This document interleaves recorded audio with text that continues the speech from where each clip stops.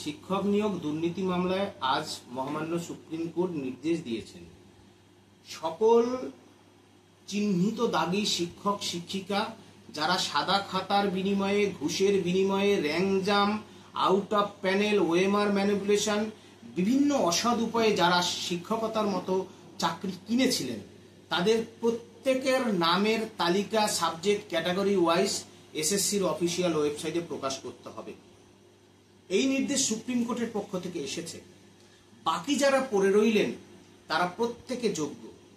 সকল যোগ্য শিক্ষক শিক্ষিকাদের নামের তালিকা এসএসসির অফিসিয়াল ওয়েবসাইটে প্রকাশ করতে হবে। দর্শক বুঝতে পারছেন কেমন বাঁশটা হলো? সুপ্রিম কোর্ট যে এইভাবে বাঁশটা দিয়ে দেবে শাসক হয়তো বুঝতে পারেনি। এবার ঠেলাটা বুঝবেন, যারা এইসব কারচুপি করেছেন এবার ঠেলাটা বুঝবেন। খুব ধোঁয়াশা রেখে একেবারে বাজিমাত করার চেষ্টা হচ্ছিল যে হ্যাঁ লিস্ট বের করতে বলেছে, লিস্ট তো বের করেছি, এই তো এবার খুঁজে নাও কে কোথাকার, নাম বার করতে বলেছে, নাম বার করে দিচ্ছি, এই টাইপের করেছিল। যে নামগুলো বের করা হয়েছিল দাগি বলে, সেখানে নামটাই ছিল কোথাকার, কোন ব্যক্তি, কোন সাবজেক্ট কিছুই ছিল না পরিষ্কার। ফলে মানুষ বুঝতে পারছিলেন না যে এই নামটা অ্যাকচুয়ালি কার নাম, আমাদের স্কুলের, আমাদের এলাকার, আমাদের এই সাবজেক্টের। মানুষ বুঝতে পারছিলেন না, মানে খুব ধোঁয়াশা রাখা হয়েছিল। চিনতে দেবেন না, মানুষের চোখে আইডেন্টিফাই করতে দেওয়া হবে না, কারণ বুঝতে পারছেন তো অনেক তো ধান্দা আছে না, আইডেন্টিফাই করলে অনেক সমস্যা। প্রথমত টাকা ফেরত নেওয়ার একটা নির্দেশ আছে, চিনে ফেললে মানুষজন প্রশ্ন তুলবেন, তারপর টাকা ফেরতের ব্যাপারটা মানে অনেক চেষ্টা হচ্ছে আর কি, যাতে না ফেরত দিতে হয়। তারপরে অন্য চাকরি পাইয়ে দেওয়ার চেষ্টা হচ্ছে, ফলে চিনতে না পারেন সাধারণ মানুষ, চিনতে না পারেন। সেই জন্যে সুপ্রিম কোর্ট যে বলেছিল যে দাগিদের লিস্ট প্রকাশ করতে হবে, জাস্ট একটা লিস্ট প্রকাশ করে দেওয়া হয়েছিল। কেই কোথাকার অমক নাম, মানে সে নামটা বুঝতে পারা যাচ্ছিল না। তো আমরাও সেটা নিয়ে প্রশ্ন তুলেছিলাম যে এই আবার কী লিস্ট প্রকাশ করা হলো, যে মানুষ তো চিনতেই পারছেন না দাগি বলতে কারা দাগি, এবং তাদের মধ্যেও যদি কেউ আবার কোথাও পরীক্ষাতে বসেন সেটাও মানুষ বুঝতে পারবেন না। এই যে চাকরির যে পরীক্ষাটা হয়েছে, তো মানুষ চিনবেন কী করে, বুঝবেন কী করে, আর কেনই বা এতটা গোপনীয়তা? একটা লিস্ট প্রকাশ করা হয়েছে, দাগিদের লিস্ট, দাগি হিসেবে মানুষ জানতেই পারলেন না, তো দাগি কী করে হলো লিস্ট? এবং যারা দাগি না তাদের লিস্টটাও প্রকাশ করতে হবে। এই যে যারা পরীক্ষা দিতে যাচ্ছেন তাদের মধ্যে যে দাগিরাও ভিড়ে গিয়ে পরীক্ষা দিয়েছেন, সেটাই বা মানুষ কী করে বুঝবেন? তখন পরীক্ষার আগে থেকে এই প্রশ্ন তৈরি হচ্ছিল যে এই যে যারা দাগি এখনও নন বলে যেটা বলা হচ্ছে, তাদের লিস্ট যদি প্রকাশ না হয়, তাহলে দাগিরাও যদি ওর মধ্যে পরীক্ষাতে বসে যান তো কী করে মানুষ বুঝবেন? এই প্রশ্ন উঠেছিল। তো তখন প্রশ্ন উঠলেও সবসময় তো আর সুপ্রিম কোর্টের হিয়ারিংয়ের ডেট পাওয়া যায় না। তো হিয়ারিংয়ের ব্যাপারটা আজকে যেটা শুনছি, দর্শক যে একেবারে কল কবজা এঁটে দিয়েছে সুপ্রিম কোর্ট, বলেছে যে দাগি তাদের নামও প্রকাশ করতে হবে, যারা দাগি বলে চিহ্নিত হননি তাদের নামও প্রকাশ করতে হবে, তাদের নামও প্রকাশ করতে হবে। এবং সেই সঙ্গে চাকরির প্রসেস নিয়েও কথা হয়েছে, আমি সেটা পরে বলবো। আমি এখানে যেটা বলতে চাই, দর্শক কীরকম বাঁশটা হয়েছে দেখুন। এবার কি হবে, এবার সমস্যাটাই কীরকম পড়বে রাজ্য সরকার দেখুন। প্রথমত তো সবাই মানুষ চিনতে পারবেন, ফলে এলাকা থেকে প্রশ্ন তৈরি হবে। কিন্তু এবার যেটা মানুষ মেলাবেন, আমিও মেলাবো, আপনারাও মেলাবেন, যে লিস্ট প্রকাশ করা হয়েছিল দাগি বলে,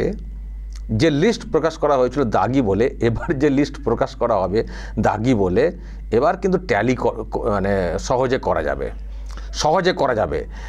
মানে ওখানে যদি এই রকম কিছু চেষ্টা হয় যে ওইরকম ধোঁয়াশা রেখে লিস্ট প্রকাশ করে দাও, তারপরে বাকিদেরকে অন্যভাবে ঢুকিয়ে দাও চাকরিতে, এবং তাদের যদি কাউকে পরীক্ষাতে বসার সুযোগও করে দেওয়া হয়ে থাকে, এবার কিন্তু ধরা পড়তে হবে, বিষয়টা ধরা পড়তে হবে। কারণ এবার মানুষ আইডেন্টিফাই করে ফেলবেন যে এই তো দাগিদের লিস্ট, অথচ যখন সেদিনকার পরীক্ষা দিতে গেলেন। আর তাছাড়া দুটো লিস্টকে ট্যালি করলেও পরিষ্কার হয়ে যাবে তো, যে এখানে এখন এটা বলা হচ্ছে ডিটেলস দিয়ে, আগের লিস্টে তো ছিল না, আগের লিস্টে ছিল না, এখন এখানে বলা হচ্ছে, বা আগের লিস্টে ছিল এখন এখানকার লিস্টে নেই।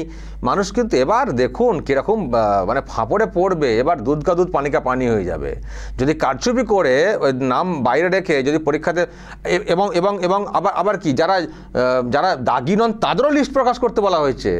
সুতরাং যারা দাগি নন তাদের লিস্ট প্রকাশ, অথচ ওই ছেলেটি তার নাম তো নেই দেখতে পাচ্ছি, কেন পরীক্ষাতে গেছিলেন, এবার তার অ্যাডমিট কার্ড, এবার পরে দেখবেন প্রত্যেকের অ্যাডমিট কার্ড নিয়েও আবার হয়তো একটা কিছু মামলা হবে যে দাগি নন দাগি লিস্ট যেমন প্রকাশ করা হয়েছে, এবার কে পরীক্ষাতে বসেছেন তারও লিস্ট প্রকাশ করুন, তাহলে মানুষ ট্যালি করতে পেরে যাবেন। আমার মনে হয় এটা নিয়ে আবার মামলা হওয়া উচিত। সন্দেহ প্রকাশ হলেই, যখন সন্দেহ প্রকাশ হবে সেটা মামলা হবে, তখন ওটাই বলা হবে যে কে পরীক্ষায় অ্যাপিয়ার করেছেন তাদের প্রত্যেকের লিস্ট প্রকাশ করুন, তাহলে সেই লিস্ট পাওয়া যাবে।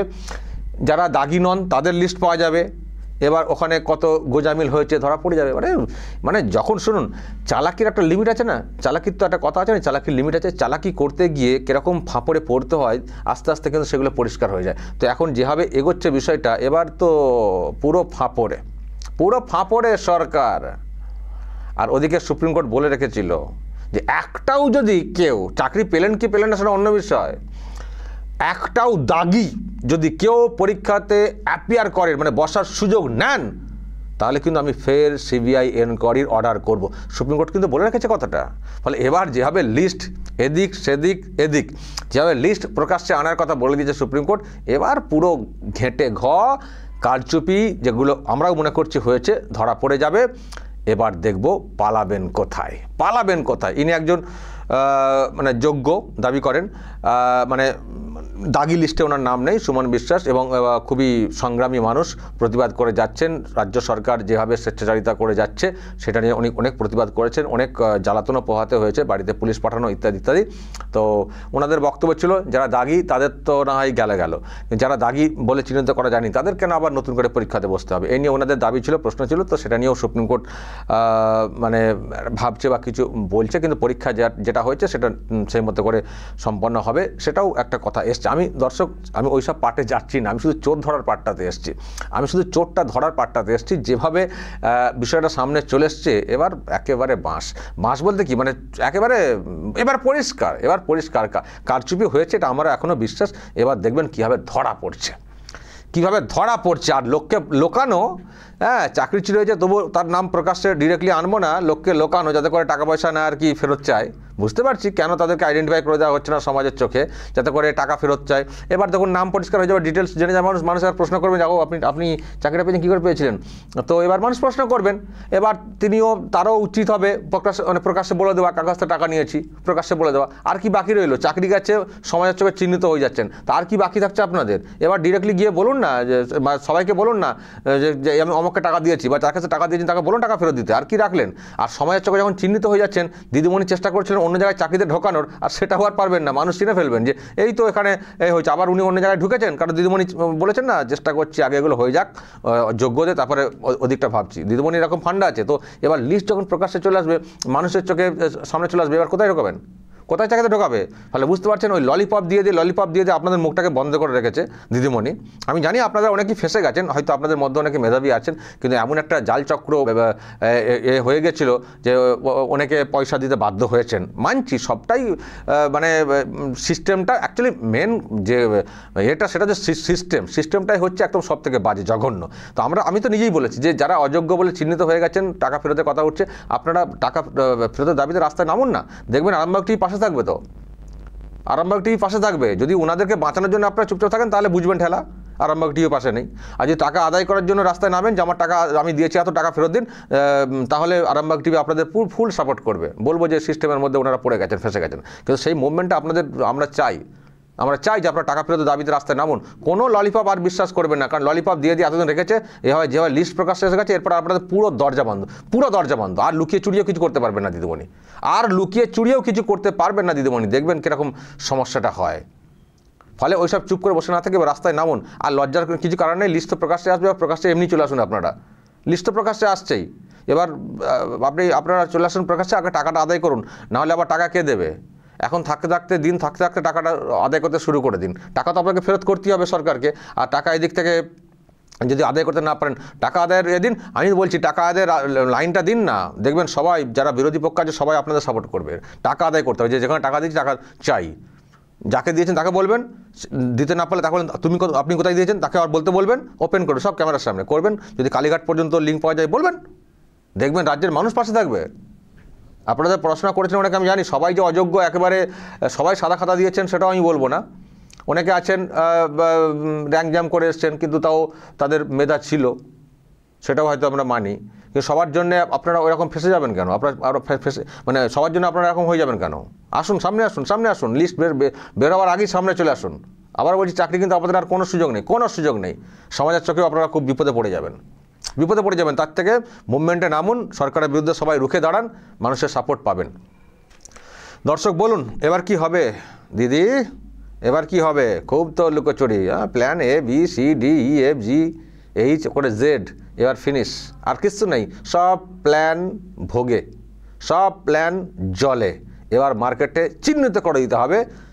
এরপরেও যদি কারসাজি করেন, এরপরেও কারসাজি চেষ্টা তো হবে নিশ্চয়, হয়তো কোনো একটা, কিন্তু পারবেন না। এবার তো কি হবে, কারণ এবার খুব সতর্ক করে দিয়েছে সুপ্রিম কোর্ট। আজকে যে খবরটা পাচ্ছিলাম খুব বলেছে যেটা কি হচ্ছে, কি এটা কি হচ্ছে। এনারা কপিল সিব্বল আর কল্যাণরা বলছিলেন যে না লিস্টে প্রকাশ হবে, কিরম কি লিস্ট, গোপনীয়তা কেন বলেছে সুপ্রিম কোর্ট, গোপনীয়তা কেন। এরপর যদি না করেন না, যে কী হবে এদের, দেখুন এটাই হবে। আমি বলছি না, বেশ চালাকির লিমিট আছে, চালাকি করতে করতে করতে করতে করতে করতে এরা এমন একটা পর্যায়ে চলে আসছে যে সুপ্রিম কোর্ট এক চান্সে ধরে ফেলছে এরা ভীষণ চালাকি করছে, ভীষণ চালাকি করছে। তার কি বাকি রইল, সমাজে আইডেন্টিফাই হয়ে গেল তো মানে কাজ ফিনিশ তো, কাজ ফিনিশ তো। এবার দর্শক বলবেন এবার কি হবে, অবশ্যই বলবেন দর্শক যা বলার, এবং নজর রাখবেন আরামবাগ টিভিতে।